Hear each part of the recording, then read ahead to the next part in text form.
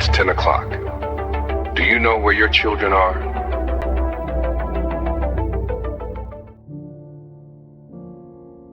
Welcome to True Crime Sleep Stories. I'm your host, Kelly Brink. Tonight, we're drifting back to an era when childhood felt boundless, yet shadowed by emerging fears. A time of rotary phones, station wagons, and evenings where the only curfew was the fading light. And punctuating it all was that iconic public service announcement, broadcast nightly on televisions across the nation. It's 10 p.m. Do you know where your children are? This wasn't sparked by a singular catastrophe. Instead, it emerged from the broader anxieties of the late 1960s. Urban unrest, climbing crime rates, and a society where both parents often worked, leaving kids to navigate their worlds with a freedom that now seems almost mythical.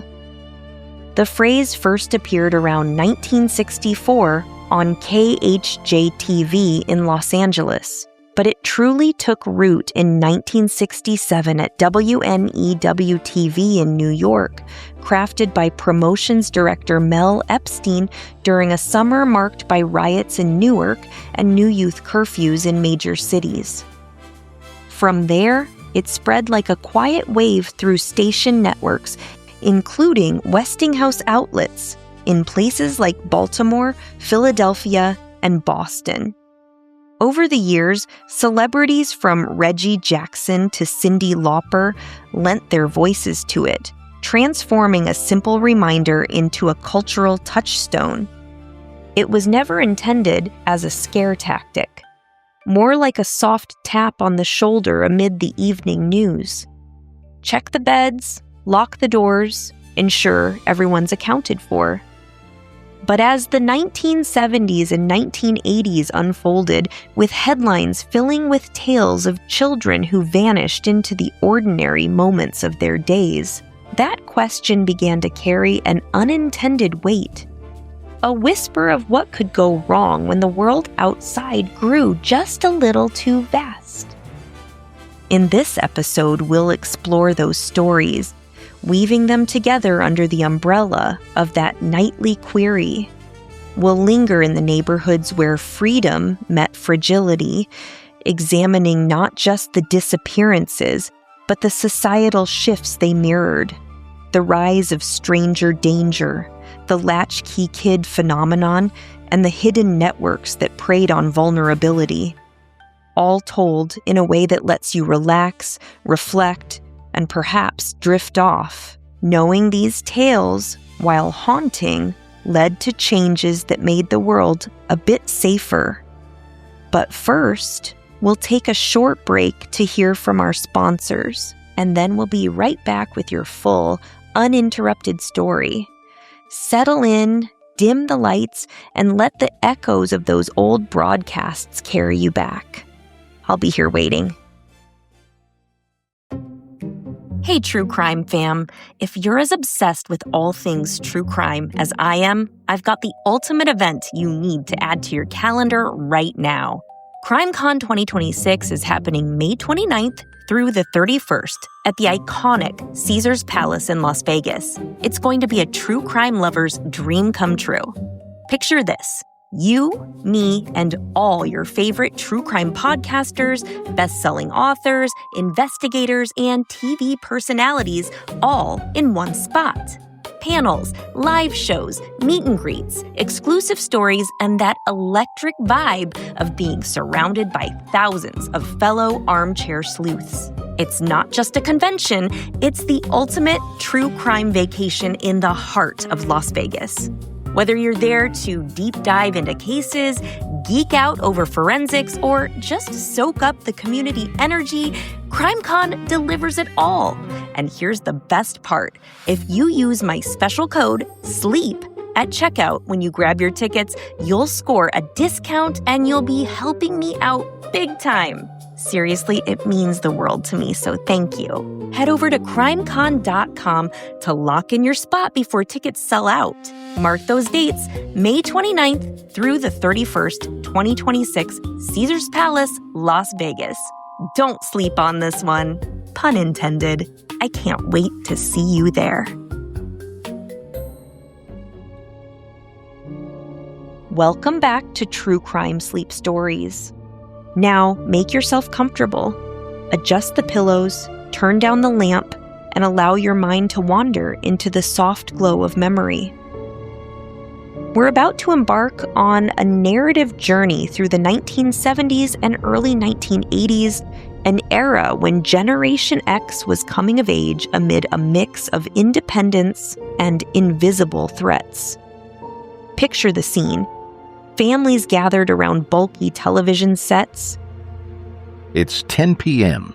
Do you know where your children are?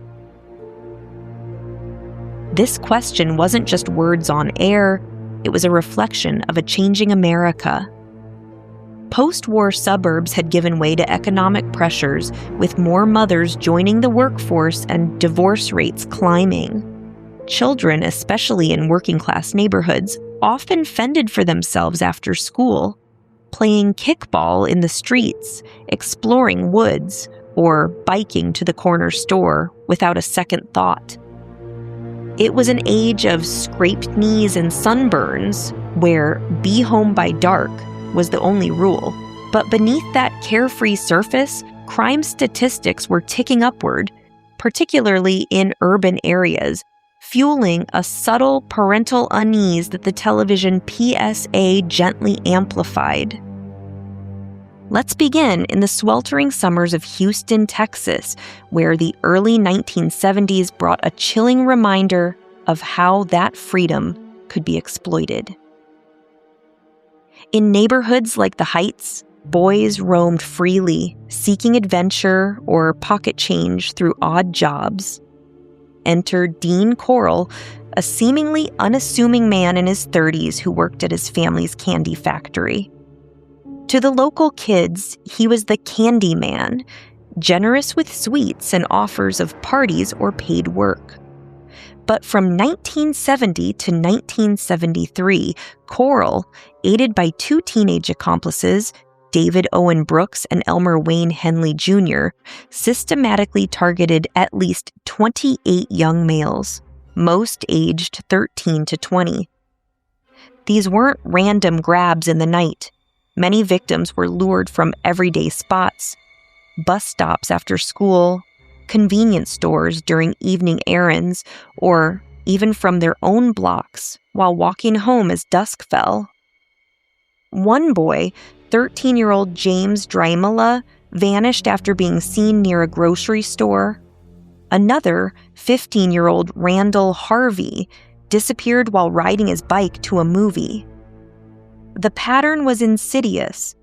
Promises of fun or money drawing them into Corll's various residences, where they were restrained, subjected to prolonged torment, and ultimately murdered through strangulation or shooting. The bodies were disposed of methodically. Some buried in a rented boat shed on Silver Bell Street, others in the sandy soils near Lake Sam Rayburn, and a few along the beaches of High Island. For 3 years, Houston parents might have heard the 10 p.m. PSA on stations like KTRK or KHOU and assumed their sons were just out late with friends. But whispers grew, missing posters accumulating, families searching parks and alleys in vain.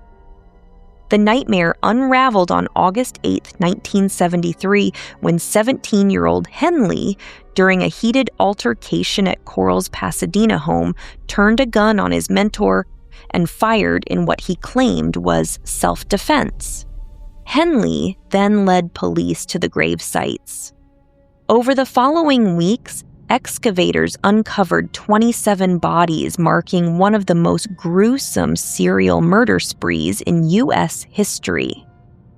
Brooks and Henley were convicted, Henley receiving 6 life sentences, Brooks 1.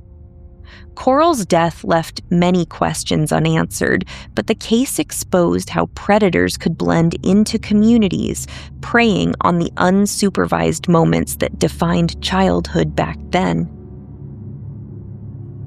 As Houston grappled with its grief, the PSA's question took on a darker hue nationwide, reminding parents that the streets their children wandered on weren't always as safe as they seemed. This theme of hidden dangers in plain sight echoed in other cases where even groups of children weren't immune. Shift now to the dusty roads of Chowchilla, California, a small farming community in the San Joaquin Valley. It was Thursday, July 15, 1976. A typical summer day with temperatures pushing into the high 90s. 26 students from Dairyland Elementary, ranging from 5 to 14 years old, had spent the afternoon swimming at the local fairgrounds pool as part of a summer school program.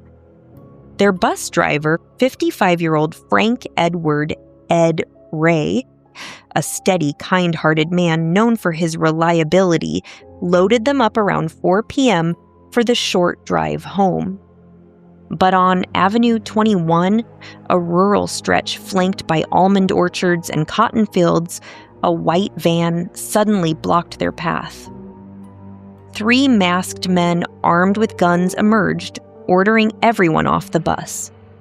The children, 19 girls and 7 boys, including siblings and friends, were herded into 2 darkened vans, their windows covered. Ed Ray was bound and forced in as well. The hijackers then drove the empty bus into a nearby drainage slough, concealing it with bamboo and brush to buy time. What followed was a disorienting ordeal designed to confuse and terrify. The captives were driven around in circles for about 11 hours, covering roughly 100 miles despite the relatively short straight-line distance to their destination. Stops were made only to switch drivers or refuel with no food, water, or bathroom breaks. The children, some crying softly, others trying to comfort the youngest, endured the stifling heat and uncertainty. One girl, 9-year-old Jody Heffington, later recalled huddling with her friends, whispering prayers. Finally, in the early morning hours of July 16th, they arrived at a rock quarry owned by one of the kidnappers' families near Livermore, about 110 miles northwest of Chowchilla. There, the group was forced at gunpoint down a ladder into a buried moving van trailer, converted into an underground bunker. Stocked with minimal supplies, mattresses, some snacks, and fans that soon failed, the hatch was sealed with dirt and a heavy metal plate weighted by batteries. Buried alive in pitch darkness, the air growing stale, the children and Ray spent the next 16 hours fighting panic. The youngest clung to older siblings. Ed Ray, drawing on his farmhand strength, organized the group, but resilience won out. Ray and 2 teenage boys, Michael Marshall and another, stacked the mattresses to reach the ceiling. Using wooden supports and sheer determination, they pried open the hatch after hours of effort. Emerging into the quarry around 8 p.m. on July 16th, they flagged down a watchman who alerted authorities. All 27 survived, physically unharmed, but forever changed. The perpetrators, Frederick Woods, 24, and brothers James and Richard Schoenfeld, 24 and 22, were scions of wealthy Bay Area families. Their motive, a $5 million ransom from the state inspired by movies like Dirty Harry. Arrested within days thanks to a notebook left in the bunker with Woods' name, they were convicted of kidnapping for ransom and initially sentenced to life without parole, though the Schoenfelds were paroled in the 2000s and Woods in 2022. The case highlighted how even rural communities weren't safe, and it amplified the PSA's urgency. Parents nationwide now wondering if group outings were truly secure. In the wake of Chowchilla, media coverage intensified the national conversation around child safety, dovetailing with the PSA's nightly broadcasts. This growing awareness set the stage for more urban tragedies like the one that struck New York City just 3 years later. On May 25, 1979, the Friday before Memorial Day, 6-year-old Etan Patz bounded out of his family's loft in Soho, a vibrant but gritty neighborhood of artists and warehouses. It was the last day of school before summer break, and for the first time, his parents, Stan and Julie, allowed him to walk the 2 blocks to the bus stop alone. Dressed in a black Eastern Airlines future pilot cap, blue jeans, and sneakers, carrying $1 for a soda at the bodega, Etan kissed his mother goodbye around 8 a.m. and stepped into Prince Street. He never made it to the corner of West Broadway. No one saw him board the bus. By afternoon, when he didn't return home, panic set in. Searches combed the streets. Flyers blanketed lampposts. Etan's cherubic face, blonde hair, bright smile became synonymous with missing children. His was one of the first images printed on milk cartons in 1985, part of a campaign that reached millions. The case spurred President Reagan to declare May 25th National Missing Children's Day in 1983. Investigations pointed to possible suspects over the years, including convicted pedophile Jose Ramos, who dated Etan's babysitter and confessed to seeing him that day. In 2017, Pedro Hernandez was convicted of Etan's murder based on confessions, though doubts linger. In 2025, the conviction was overturned, giving Hernandez the opportunity for a retrial, which must commence before June 1st, 2026. His fate is to be determined. Etan's body was never recovered. He was declared dead in 2001. His disappearance symbolized the vulnerability of city kids in an era of loosening supervision, making the 10 p.m. PSA feel like a premonition for urban parents checking empty bedrooms. Etan's story overlapped with a wave of terror in Atlanta, Georgia, where from July 1979 to May 1981, at least 29 children, adolescents, and young adults, mostly boys from low-income neighborhoods, vanished and were later found murdered. The victims, aged 7 to 28, were often snatched during mundane activities, walking to the store, playing outside, or heading to after-school jobs. 9-year-old Yusuf Bell disappeared while running an errand for cigarettes.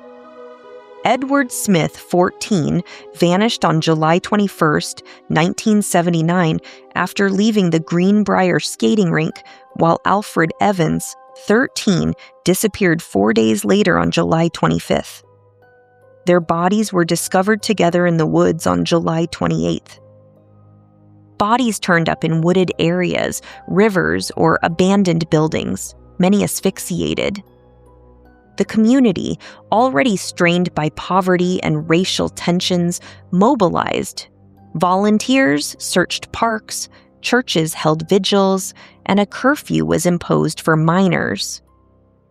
The 10 p.m. PSA aired on local stations like WSB-TV with heightened poignancy as parents in Atlanta's housing projects kept stricter watch. The investigation, dubbed the Atlanta Child Murders, drew national attention, with the FBI joining in 1980. Surveillance on bridges over the Chattahoochee River led to the arrest of 23-year-old Wayne Bertram Williams on June 21, 1981, after fibers from his home and car matched those on multiple victims. Convicted in 1982 of murdering 2 adults, Nathaniel Cater and Jimmy Ray Payne, Williams was linked by authorities to at least 22 others through circumstantial evidence. He maintains his innocence, and some cases remain open, with theories of multiple killers or Ku Klux Klan involvement floated, but unproven. The murders exposed systemic inequalities, showing how marginalized children were disproportionately at risk and fueled the push for better missing persons protocols. As Atlanta mourned, another daylight abduction rocked the nation. On July 27, 1981, in Hollywood, Florida, 6-year-old Adam Walsh accompanied his mother, Rive, to Sears at the Hollywood Mall. While she browsed lamps just aisles away, Adam lingered at a video game display, watching older boys play Atari. A minor argument led a security guard to usher the teens out, and Adam, perhaps following, exited through a different door. Minutes later, he was gone. Rive's frantic search turned into a massive manhunt. 2 weeks later, on August 10th, fishermen discovered Adam's severed head in a Vero Beach canal 120 miles north. The rest of his body was never found. Serial killer Otis Toole confessed multiple times before recanting. Police closed the case in 2008, attributing it to him, though doubts persist.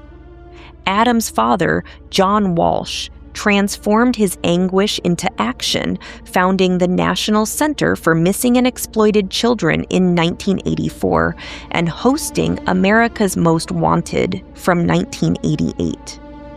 The case underscored mall safety lapses and accelerated milk carton campaigns, intertwining with the PSA to remind parents that threats lurked in everyday errands. Just over a year later, on September 5th, 1982, in the quiet suburb of West Des Moines, Iowa, 12-year-old Johnny Gosch set out before dawn for his Sunday paper route with the Des Moines Register. He loaded his red wagon with newspapers and set off accompanied by his dachshund Gretchen. Witnesses reported seeing him speaking to a man near a blue Ford Fairmont at the paper drop point, with another vehicle possibly involved. By around 7 a.m., Gretchen returned home alone and undelivered papers were scattered along the street. Johnny had vanished without a trace. His parents, John and Noreen Gosch, launched an exhaustive search and kept the case in the public eye. Johnny's photo became one of the early faces on milk cartons nationwide, and Noreen's tireless advocacy helped lead to the passage of the Johnny Gosch Bill in Iowa, which mandated immediate police response to reports of missing children rather than waiting 72 hours. The case remains unsolved and cold as of 2026, with no arrests and no confirmed resolution from authorities who consider it an active but long-term investigation. Theories have proliferated over the decades, including the possibility of an organized abduction. Noreen Gosch has long maintained that her son was kidnapped into a pedophile or child sex trafficking ring, a belief that intensified in the late 1980s and early 1990s after Paul Benassi, a convicted sex offender serving time in Nebraska, came forward in 1991, claiming he had been forced to participate in Johnny's abduction as part of a larger network tied to the controversial Franklin Credit Union scandal in Omaha, which involved unproven allegations of child prostitution and abuse linked to figures like Lawrence E. King. Benassi, who had a history of mental health issues, including multiple personality disorder, provided details that Noreen found convincing, such as knowledge of Johnny's physical marks, though Nebraska investigators dismissed his account as unreliable or a hoax. Noreen further claimed that in March 1997, nearly 15 years after the disappearance, an adult Johnny, accompanied by an unidentified man, secretly visited her at home in the early morning hours. She said he explained that he had been victimized by a pedophile organization, was discarded when he grew too old, and now lived under an assumed identity out of fear for his safety, warning her not to alert authorities. Johnny's father, John, divorced from Noreen since 1993, has publicly expressed doubt about whether this visit occurred, and law enforcement has never confirmed it or located Johnny. This case epitomized the risks of early morning independence in an era before widespread awareness of stranger abductions, echoing the PSA's nightly question in Midwestern homes while fueling ongoing debates between those who see it as a tragic, unsolved kidnapping and those drawn to broader conspiracy narratives. These individual heartbreaks weren't isolated. They occurred against a backdrop of organized threats. In the mid-1970s, Francis Duffield Sheldon, a wealthy heir from a prominent Detroit family, owned North Fox Island, a remote, roughly 800-acre parcel in northern Lake Michigan that he had acquired in 1960 for $20,000. He transformed it into a seemingly idyllic retreat by adding an airstrip for small planes, along with some cabins and trails. Under the guise of philanthropy, Sheldon and Associates incorporated a tax-exempt organization in 1975 called Brother Paul's Children's Mission, which presented itself as a charitable summer camp offering mentorship, guidance, and outdoor experiences to disadvantaged and underprivileged boys, often recruited from urban areas across the Midwest, including runaways and those from challenging home environments. In reality, the island served as an isolated site for systematic sexual abuse and exploitation. Vulnerable boys were flown in via private charters, isolated from the mainland, assaulted by Sheldon and a network of men, and photographed for the production and distribution of child pornography through underground channels. Wealthy visitors reportedly paid for access, while the materials provided a revenue stream for those who couldn't afford in-person involvement. The operation's remoteness, accessible primarily by air, and the perpetrator's social standing helped shield it for years. The scheme began to collapse in 1976 when a victim came forward, prompting charges against accomplice Gerald Richards, a teacher and part-time magician, for molestation after concerns from a parent at his school. Richards allegedly warned Sheldon, who fled the country to the Netherlands before facing arrest. Raids and investigations in 1976 and 1977 uncovered evidence of the abuse and pornography ring, but Sheldon evaded extradition and lived as a fugitive until his reported death in 1996. Richards pleaded guilty to lesser charges and served a relatively short sentence. The exact number of victims remains uncertain, but estimates range from dozens to potentially hundreds, with the case highlighting how wealth, privilege, and isolation enabled hidden networks that a simple nightly public service announcement could never fully address. The 1970s also witnessed other exploitation rings that targeted runaways lured to cities with false promises of opportunity or escape, though not all were directly linked. Cases like North Fox amplified early fears of organized child trafficking and set a chilling precedent for later scandals. Decades later, these patterns echoed disturbingly in the case of Jeffrey Epstein, whose private island, Little St. James in the U.S. Virgin Islands, became synonymous with allegations of sex trafficking and abuse of underage girls. Like Sheldon, Epstein used his immense wealth, private transportation, including jets and helicopters, and a facade of elite connections to allegedly facilitate exploitation, with victims transported to a remote, controlled location far from scrutiny. Recent discussions around unsealed Epstein files in 2025 and 2026 have renewed comparisons, noting how both men leveraged isolation, financial power, and influential circles to evade full accountability.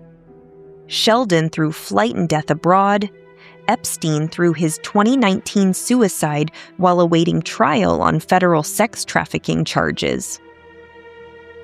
While technology and global connectivity have evolved since the analog era of North Fox Island, the core elements, private havens shielded by privilege, recruitment of vulnerable youth, and the production of exploitative material, reveal a persistent, troubling continuity in how power can conceal predation across generations. These stories, woven into the cultural fabric of their times, underscore why the "Do you know where your children are?" PSA shifted from a gentle reminder to an enduring call for vigilance. By the early 1980s, milk cartons bore faces like Etan's and Johnny's, reaching breakfast tables nationwide. The founding of the National Center for Missing and Exploited Children, Adam Walsh's Code Adam alerts in stores, and enhanced FBI involvement stemmed from these tragedies. The era's free-range parenting gave way to helicopter styles, shaping Gen X into a bridge generation, independent yet wary. Yet, statistics remind us, most abductions were familial or acquaintance-based. Stranger cases, though sensational, numbered around 100 annually. The PSA, born of general caution, became a lifeline amid moral panics, its legacy enduring in modern Amber Alerts and GPS trackers. As the hour grows late, that old question lingers. It's 10 p.m. Do you know where your children are? For those who couldn't answer yes, these stories honor their loss and the changes that came with it. May tonight's tales bring reflection, not fear, as you slip into sleep. Thank you for listening, and we'll meet you in the shadows next time. Until then, stay safe out there. Check on your children, hug your loved ones, hold them tight, and lock your doors. Good night. True Crime Sleep Stories is hosted and created by Kelly Brink, produced with the support of our dedicated team. Subscribe, rate, and review us on your favorite podcast platform to help us keep telling these haunting tales.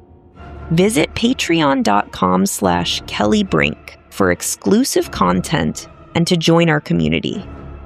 Thanks for listening, and we'll see you next time.